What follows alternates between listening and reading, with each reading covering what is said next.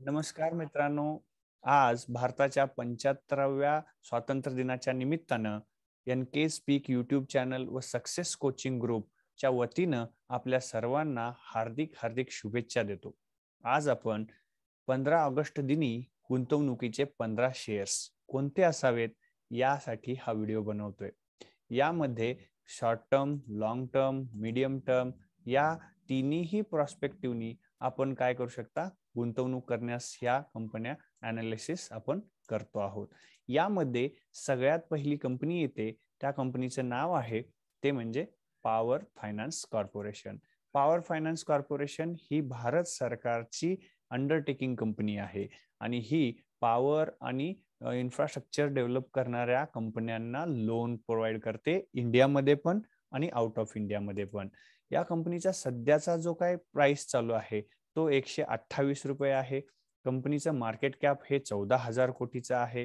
Sector मध्ये ज्या company काम करते त्या सेक्टरचा पीई आहे तो 4.82 आणि या कंपनीचा पीई जो आहे तो म्हणजे 2.88. तर कंपनी ज्या सेक्टरमध्ये काम करते त्या सेक्टरमध्ये एकंदरीत पीई कमी असलेल्याच कंपन्या आहेत. चांगला सेक्टर परफॉर्म करणारा सेक्टर आहे, पण त्यात सुद्धा ही कंपनी त्या सगळ्यांमध्ये चांगल्या कमी पीई असल्या कारणानं ही चांगला परफॉर्मन्स करताना आपल्याला पाहायला मिळते. तर या कंपनीचा जो बुक व्हॅल्यू आहे तो करंट मार्केट प्राइस पेक्षाही कमी आहे. कंपनीचा जो करंट प्राइस आहे 128 आणि कंपनीचा बुक व्हॅल्यू आहे 309 रुपये. कंपनीनं मागल्या काही काळामध्ये किती रिटर्न्स दिलेले आहेत, तर 10 वर्षात कंपनीनं 5%, 5 वर्षामध्ये 3%, 3 वर्षामध्ये 16% आणि गेल्या 1 वर्षभरामध्ये या कंपनीनं 41% CAGR नी रिटर्न्स दिलेले आहेत. त्या कंपनीचे जर स्ट्रेंथ पाहायचे म्हटले तर कंपनी हाय डिव्हिडंड पे करणाऱ्या कंपन्यांपैकी एक आहे. कंपनी आपल्या गुंतवणूकदाराला, इन्व्हेस्टरला, शेअर होल्डरला डिव्हिडंड जे पे करते ती जास्त प्रमाणात गेल्या काही वर्षभरामध्ये पे करताना आपल्याला दिसते आहे.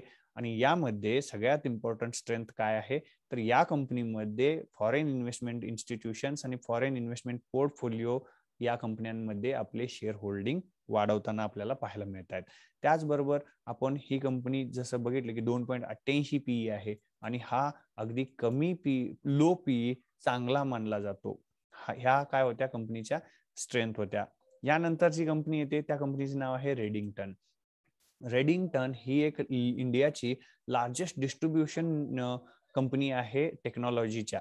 टेक्नॉलॉजी जे प्रोडक्ट्स बनवले जातात त्याचं डिस्ट्रीब्युशन करणाऱ्या मध्ये ही कंपनी येते आणि हे आयटीचे जे काय टेक्नॉलॉजी आहेत त्याच्या डिस्ट्रीब्युशन मध्ये ही कंपनी काम करते आणि ही इंडियाची लार्जेस्ट डिस्ट्रीब्युशन नेटवर्क मधली कंपनी आहे.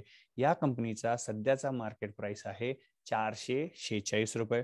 कंपनीचा ओव्हरऑल मार्केट कॅप आहे 13,532 आणि कंपनीचा जो पीई आहे तो 17.89 आहे. आणि सेक्टर जर पाहता ही कंपनी ज्या क्षेत्रात काम करते त्या क्षेत्राचं सेक्टरचा पी 50.01 आहे आणि त्याच्या कंपॅरिझनला ह्या कंपनीचा पी जो आहे तो 17.89 आहे. ज्यामुळे लक्षात येतं की ही कंपनी किती चांगले रिटर्न्स प्रोव्हाइड करत आहे.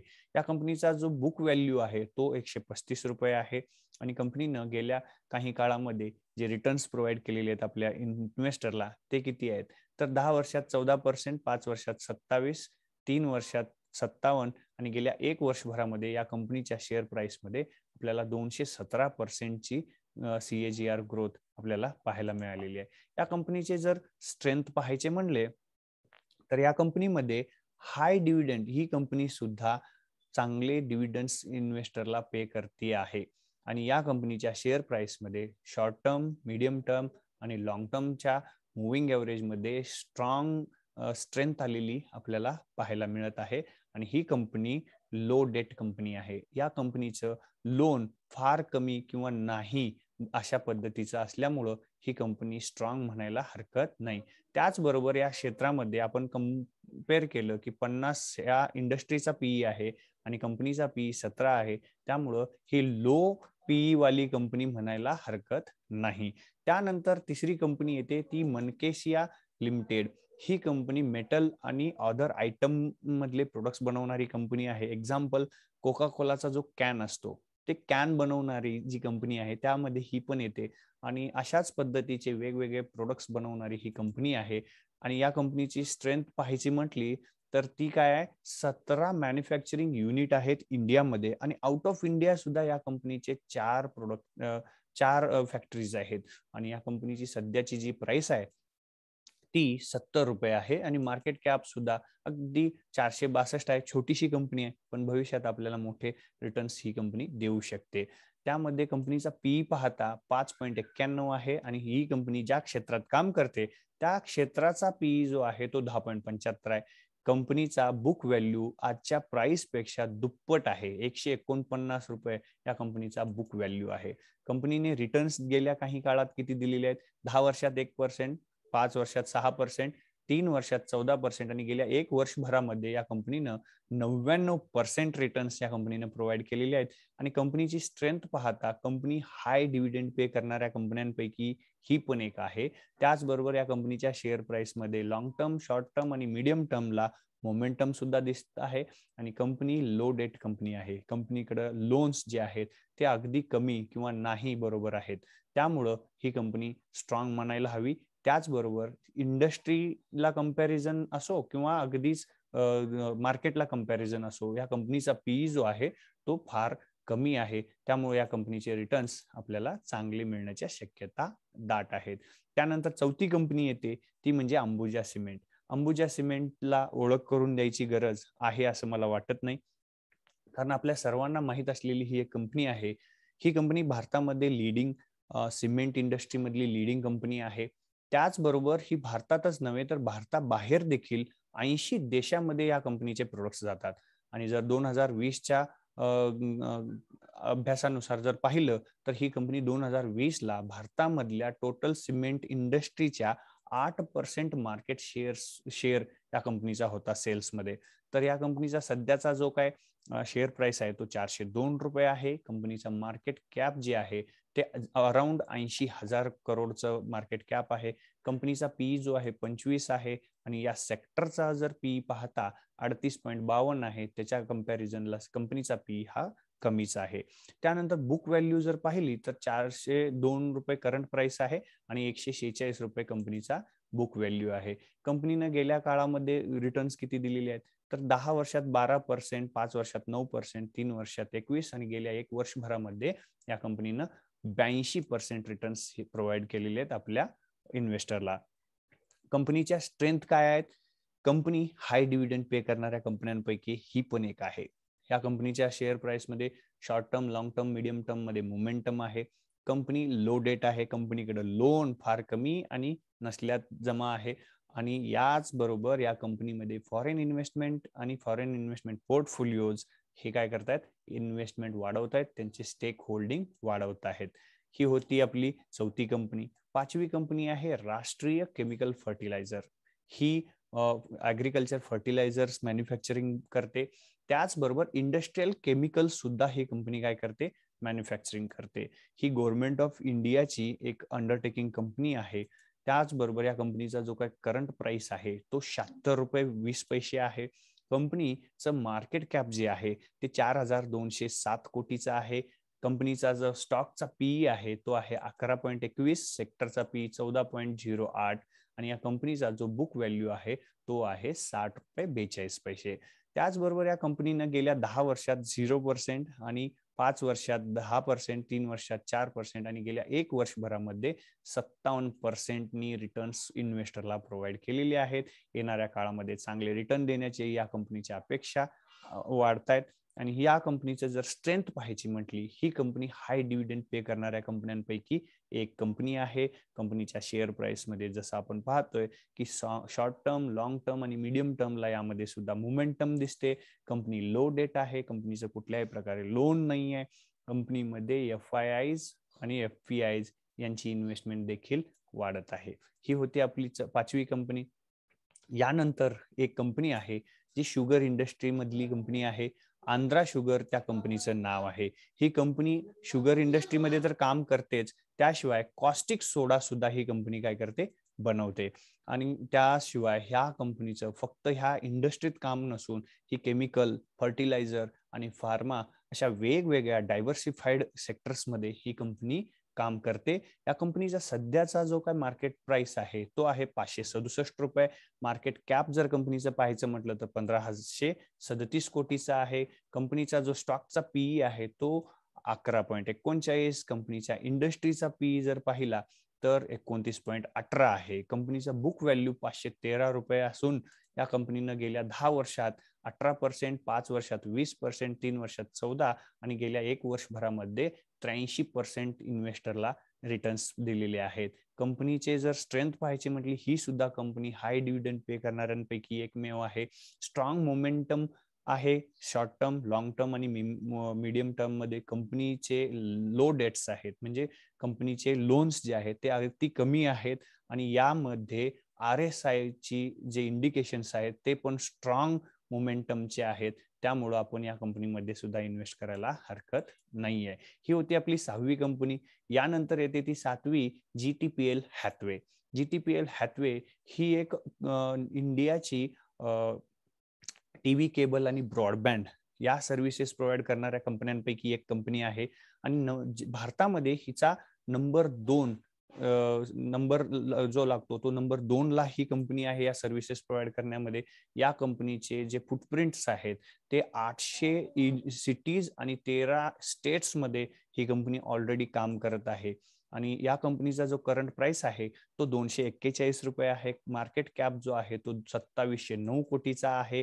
स्टॉकचा पीई जो आहे तो 13.92 आहे आणि या इंडस्ट्रीचा पीई जो आहे तो 22.88 आहे. कम्पॅरेटिव्हली स्टॉक पीई पेक्षा हा इंडस्ट्रीचा पीई जास्त असल्यामुळं या कंपनीचा पीई चांगला मानावा लागेल. त्याचबरोबर या कंपनीचा जो बुक व्हॅल्यू आहे तो 84 रुपये आहे आणि या कंपनीने गेल्या 3 वर्षात 38% आणि गेल्या 1 वर्षात 146% रिटर्न दिलेले आहेत. 10 वर्षाचे रिटर्न्स आपण इथं घेऊ शकलो नाही कारण या कंपनीचे लिस्टिंग गेल्या 3 वर्षापूर्वी झालेलं आहे. त्यामुळे आपल्याकडं ते डिटेल्स अवेलेबल नाहीत. जर स्ट्रेंथ पाहायची म्हटली तर या कंपनीच्या शेअर प्राइस मध्ये मोमेंटम आलेली आहे. शॉर्ट टर्म, लॉंग टर्म आणि मीडियम टर्म साठी कंपनी लो डेट आहे. कंपनीचे कोणत्याही प्रकारे मोठे लोन्स नाही आहेत. कंपनी च जे प्रमोटर आहेत त्यांच्या कुठल्याही प्रकारे त्यांनी आपले शेअर्स जे आहेत तारण किंवा गहाण ठेवून कंपनीमध्ये पैशांचा वापर केलेला नाहीये. ही होती आपली 7वी कंपनी. 8वी कंपनी आहे सुप्रीम पेट्रोकेम लिमिटेड. ही एक अशी कंपनी आहे की जी पेट्रोकेमिकल इंडस्ट्रीमध्ये काम करते. त्याचबरोबर या कंपनीचे जे एक्सपोर्ट आहे, जे प्रोडक्ट्स एक्सपोर्ट होतात ते जगभरामध्ये साधारण 100 देशामध्ये या कंपनीचे प्रोडक्ट्स काय होतात विकले जातात आणि ही 2 इंडस्ट्रीज आहेत. इंडियामध्ये या कंपनीचे 2 प्लांट आहेत. त्या प्लांटवरती ही कंपनी काम करते. त्याचबरोबर कंपनीचा करंट मार्केट प्राइस 694 आहे. मार्केट कॅप 6528 कोटीचा आहे. पी 10.28 आहे. सेक्टरचा 19.2 आहे आणि बुक व्हॅल्यू या कंपनीचा 113 रुपये आहे आणि या कंपनीने गेल्या 10 वर्षात ट्रिमेंडस रिटर्न्स दिलेले आहेत. ते म्हणजे 25%, 10 वर्षात 31%, 5 वर्षात आणि 3 वर्षात 37% आणि 273% गेल्या 1 वर्षात. हे CAGR रिटर्न्स आहेत. त्यामुळे हे ट्रिमेंडस आणि जबरदस्त मानले पाहिजेत. या कंपनीची स्ट्रेंथ पाहता मोमेंटम तर आलेलीच आहे शॉर्ट टर्म, मिडियम टर्म आणि लॉंग टर्म मध्ये.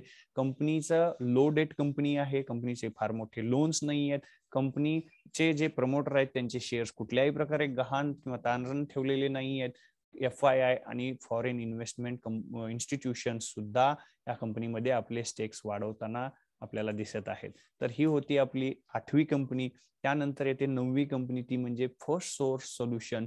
ही बिझनेस प्रोसेस मॅनेजमेंट इंडस्ट्रीमध्ये काम करते आणि ही कमर्शियल आणि रिटेल बँकिंग साठी लागणारे जे सोल्युशन्स आहेत ते सोल्युशन्स प्रोव्हाइड करणारी ही कंपनी आहे आणि ही कंपनी 201 रुपये करंट मार्केट प्राइस त्या कंपनीचा चाललेला आहे. मार्केट कॅप या कंपनीचा 14,000 कोटीचा आहे.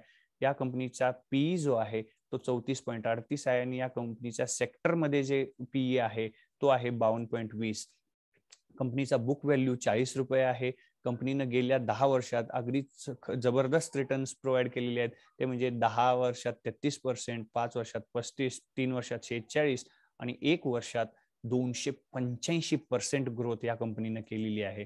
तर हे होते कंपनीचे रिटर्न्स. त्याचबरोबर कंपनीची स्ट्रेंथ पाहायची म्हटली तर कंपनी स्ट्रॉंग मोमेंटम आलेली आहे शॉर्ट टर्म, मिडियम टर्म आणि लॉंग टर्मला. कंपनी नो डेट वाली कंपनी आहे, लो डेट वाली कंपनी आहे, मोठे लोन्स नाही आहेत कंपनीकडे, प्रमोटर्सनी स्वतःचे शेअर्स प्लेज केलेले नाही आहेत, FII FPI सुद्धा या कंपनीमध्ये इन्व्हेस्टमेंट वाढवत आहेत. तर ही होती 9वी कंपनी. 10वी कंपनी आहे वेदांता लिमिटेड.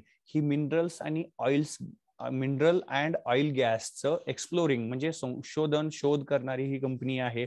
या कंपनीचं जे प्रोडक्शन आहे oil, gas, aluminium, copper, iron आणि पॉवर या क्षेत्रामध्ये ही कंपनी काय करते, प्रोडक्शन करते. ही कंपनी करंट मार्केट प्राइस आहे या कंपनीचं 329 रुपये. मार्केट कॅप या कंपनीचं, ही लार्ज कॅप कंपनीमध्ये एक येते, 1,22,166 कोटी या कंपनीचं मार्केट कॅप आहे. या कंपनीचा पीई जो आहे तो 8.27 आहे आणि या सेक्टरचा 11.36. कंपनीचा बुक व्हॅल्यू 208 रुपये आहे. कंपनीने गेल्या 10 वर्षात 4%, 5 वर्षात 15%, 3 वर्षात 15% आणि गेल्या 1 वर्षभरामध्ये 168% रिटर्न्स आपल्या इन्व्हेस्टरला प्रोव्हाइड केलेले आहेत. कंपनीच्या शेअर्सच्या प्राइसमध्ये short term, medium term, long term तर मोमेंटम आहेच आणि यामध्ये RSI सुद्धा स्ट्रॉंग स्ट्रेंथ शो करताना आपल्याला पाहायला मिळतोय. या कंपनीचा पीई जो आहे तो 10 पेक्षा कमी आहे, त्यामुळे ही इंडस्ट्रीमध्ये चांगली मानली जाते. प्रमोटर सुद्धा या कंपनीमध्ये जे आहेत त्यांनी आपले स्टेक होल्डिंग वाढवताना आपल्याला इथं पाहायला मिळत आहेत. त्यामुळं ही कंपनी मी निवडलेली आहे. त्यानंतर 11वी कंपनी जी येते ती कंपनी आहे ICICI सिक्युरिटीज. ही ब्रोकिंग आणि इन्स्टिट्यूशनल रिटेल मध्ये काम करते, ब्रोकिंग, इन्स्टिट्यूशनल आणि रिटेल मध्ये काम करते. त्याचबरोबर ही ICICI बँकेची सबसिडरी कंपनी आहे, ज्यामध्ये कंपनीचा करंट मार्केट प्राइस 719 रुपये आहे. मार्केट कॅप या कंपनीचा 23,000 कोटीचा आहे. स्टॉकचा पीई जो आहे 19.55 आहे. सेक्टरमध्ये 19.04 आहे. म्हणजे सेक्टरमध्ये सगळ्यात चांगले रिटर्न्स देणारी ही कंपनी मानायला हरकत नाही. कंपनीचा जो बुक व्हॅल्यू आहे तो 56 रुपये आहे. कंपनी गेल्या 3 वर्षापूर्वी लिस्टिंग झालेली आहे, त्यामुळे 10 वर्षाचे रिटर्न्स आपल्याकडे अवेलेबल नाही आहेत. कंपनी 3 वर्षात 30% आणि 1 वर्षात 50% या कंपनीनं आपल्या इन्व्हेस्टरला रिटर्न्स दिलेले आहेत. प्राइसमध्ये स्ट्रॉंग मोमेंटम दिसते. याची स्ट्रेंथ पाहायची म्हटलं तर या कंपनीच्या short term, medium term, long term मध्ये आपल्याला स्ट्रॉंग मोमेंटम दिसते. FIIs FPIs यांनी या कंपन्यांमध्ये आपले स्टेक्स वाढवलेले आहेत. कंपनीच्या प्रमोटर्सचे कुठल्याही प्रकारे आपले शेअर्स तारण नाही आहेत. तर हे होती 11वी कंपनी. आपण पुढच्या कंपनीकडे जाऊया, ती म्हणजे आहे कॉस्मो फिल्म्स. ही company production flexible packaging films, packaging मध्ये लागणारे जे फिल्म्स लागतात म्हणजे पातळ लेअरचे फिल्म्स लागतात ते बनवणारी ही कंपनी आहे. कंपनीचा करंट प्राइस जो आहे तो 1,375 कोटीचा आहे. कंपनीचा मार्केट कॅप आहे तो 2,498 म्हणजे अराउंड 2,500 कोटीचा आहे. स्टॉकचा पी 9 रुपये आहे. सेक्टरचा पी 10.75 आहे आणि त्यानंतर बुक व्हॅल्यू या कंपनीची 467 रुपये आहे. कंपनीनं गेल्या 10 वर्षात चांगले रिटर्न दिलेले आहेत, ते म्हणजे 23%, 5 वर्षात 10%, 3 वर्षात 23 आणि गेल्या 1 वर्षभरामध्ये या कंपनीनं 110% रिटर्न्स दिलेले आहेत. या कंपनीच्या शेअर प्राइस मध्ये short term, medium term, long टर्मला मोमेंटम आहे. FIIs FPIs नी स्वतःची इन्व्हेस्टमेंट या कंपनीमध्ये वाढवलेली आहे. RSI मध्ये प्राइस मध्ये स्ट्रेंथ आलेली दिसते आणि ती सुद्धा हाय व्हॉल्यूम आणि हाय गेन या कंपनीचे शेअर प्राइस वाढत आहेत. तर ही होती आपली 12वी कंपनी. 13वी कंपनी आहे टाटा कंझ्युमर प्रोडक्ट्स लिमिटेड. ही एक भारताची कंझ्युमर क्षेत्रामधली एक लीडिंग कंपनी आहे. टाटा ग्रुपची एक मोठी कंपनी आहे आणि या कंपनीचे जे सेल्स आहे ते ब्रँडेड प्रोडक्ट्स आणि ब्रेवरेजेस म्हणजे शीतपेय यामध्ये 90% रेव्हेन्यू त्यातून येतो. त्यामुळे ही कंझ्युमर क्षेत्रामध्ये चांगलं काम करणारी आणि तिथून रिटर्न्स प्रोव्हाइड करणारी चांगली कंपनी म्हणायला हरकत नाही. या कंपनीचे जे मार्केट कॅप आहे, सॉरी करंट प्राइस आहे 807 रुपये आहे. कंपनीचा मार्केट कॅप जो आहे तो 74,000 कोटीचा आहे. कंपनीचा पीई 104 आहे आणि कंपनीचा सेक्टरचा पीई मात्र 80च्या आसपास आहे.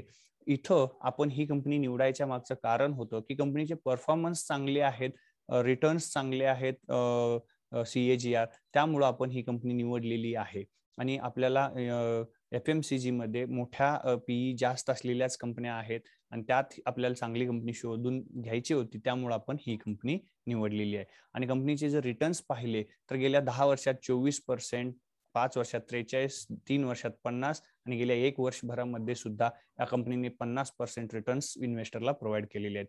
या कंपनीच्या शेअर प्राइस मध्ये सुद्धा मोमेंटम आहे. Short term, medium term, long term मध्ये. कंपनी लो डेट कंपनी आहे. कंपनीचे कुठल्याही प्रकारे मोठे लोन्स नाही आहेत. FII, FPI यांनी सुद्धा इन्व्हेस्टमेंट वाढवलेली आहे आणि या कंपनीच्या शेअर प्राइस मध्ये हाय गेन आलेला आहे आणि व्हॉल्यूम सहित. ठीक आहे. तर ही होती 13वी कंपनी. आपली 14वी कंपनी आहे आपल्या सर्वांना माहित असलेली, ती म्हणजे डाबर इंडिया लिमिटेड. ही FMCG मधली एक दुसरी कंपनी आहे की जी इंडियाची leading fast moving consumer products मधली कंपनी आहे.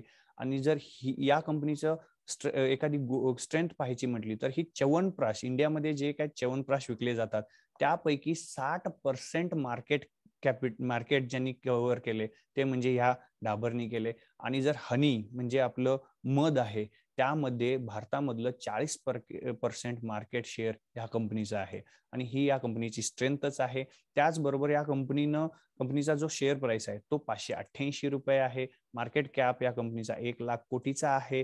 त्यानंतर स्टॉकचा पीई जो आहे तो 58 आणि या इंडस्ट्रीचा पीई जो आहे तो 68 पीई या इंडस्ट्रीचा आहे. त्या इंडस्ट्रीमध्ये चांगलं काम करणारी आणि कमी पीई असलेलीच ही कंपनी आपण निवडलेली आहे.